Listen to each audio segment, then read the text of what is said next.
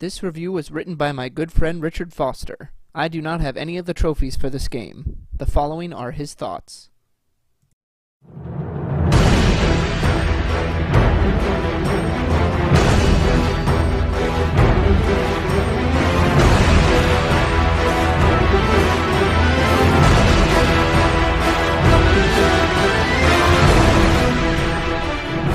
Today we're going to talk about the mother of all hard games on the PS3.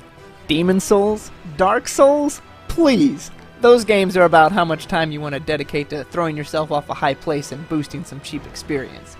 This game is nothing but skill, practice, and pure talent separating the men from the boys. I'm talking Ninja Gaiden Sigma 2. I'll start the trophy review by addressing a common rumor I hear online, that the Xbox version came out first and was then adapted for the PS3, so the rumor is that the PS3 version was made way easier. Well, as someone who has played both versions, all I have to say is that if you can tell the difference in difficulty to that fine a degree, you've logged in more time than I have, and that's saying something. In my opinion, there is no difficulty difference. If you want to get technical, I got cheap-shotted more in the 360 version, so I'd say both games are like putting your hand through a bandsaw. It's just the PS3 version bothered to sharpen the blade. You're going to easily spend 100 to 150 hours going after this platinum. If you want a review of the gameplay, I'll keep it brief. It's hard. Remember the scene in Superman 3 where he crushed a piece of coal and created a diamond? Well, imagine if Superman, the Hulk, General Zod, and a blow from Thor's hammer applied to a handful of diamonds. When they opened their hands, they'd have a copy of Ninja Gaiden Sigma 2. It's that hard. For difficulty, this gets a full 10 out of 10. The trophies themselves are really simple, which adds to the frustration of not being able to get all of them. You get a bronze trophy for successfully executing each of the special attacks you get trained for. The thing is that you can do these already without the scrolls teaching you how to do them.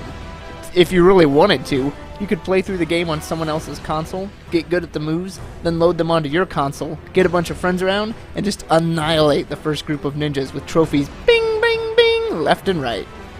The next set of bronze trophies are for the spells. You get a spell, you cast a spell, bling, you get a trophy. Sounds pretty nice? Yeah, just wait. The next set of bronze trophies introduces you to what I call the Grind Collection, though as I'll explain, the name is more ironic than anything else. If you look at them on their own, it appears that you're going to be spending endless hours killing wave after wave of enemies in a very specific way. The sad truth of it is that you're going to be spending endless hours killing wave after wave of enemies anyway. At least this way you get practice using these particular moves. You have to do a move called the Izuna Drop 1,000 times, and I can't tell you of a more go-to combination that's pulled me out of the fire. You have to kill 1,000 enemies using the Obliteration technique. Again, this is a move you were taught early, but unless you use it 1,000 times, you won't get a lot of practice for when you need it. Completing all the missions is different from the story mode in that the missions the gold refers to are specific challenges that range in difficulty and complexity. You can go from fighting 2 to 3 dozen ninjas to fighting 5 end-stage bosses at the same time.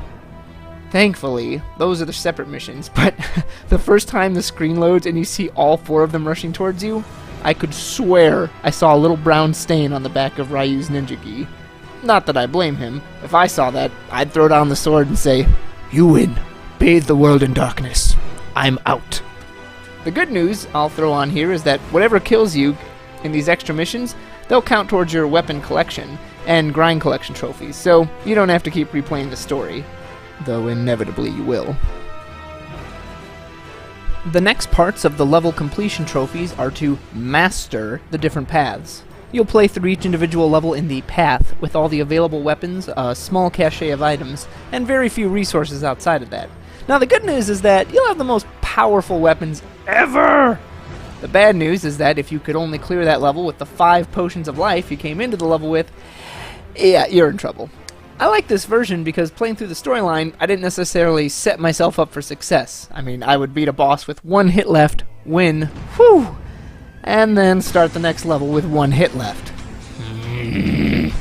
What frustrates me about this game is not just the difficulty, but the trophy rewarding system. I mean, I get the same silver trophy for beating the game on easy as I do medium, hard, and the FU difficulty.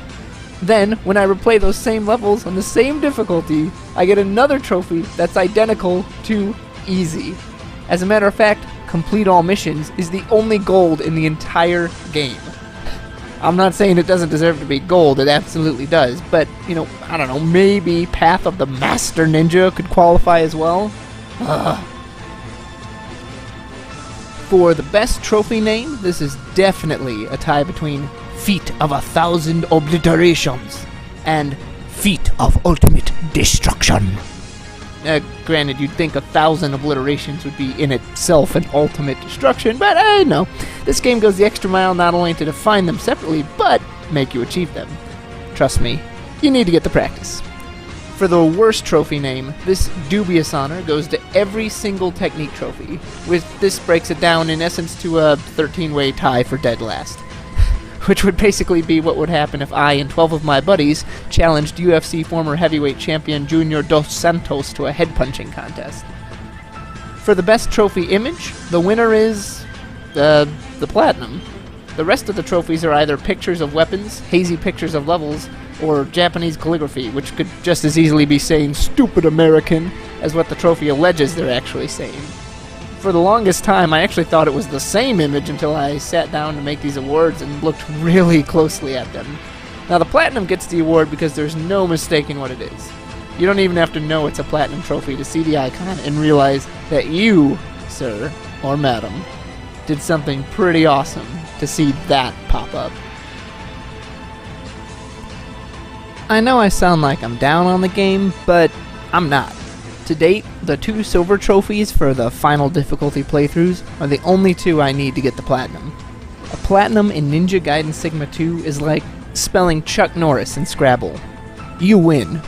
Forever. Your friends can talk about beating Resident Evil, or, "Oh yeah, I beat NASCAR," or, "Yeah, Madden, I totally platinum that," or, "Oh yeah, Assassin's Creed 3, I was able to beat that." Whatever. You beat Ninja Gaiden Sigma 2.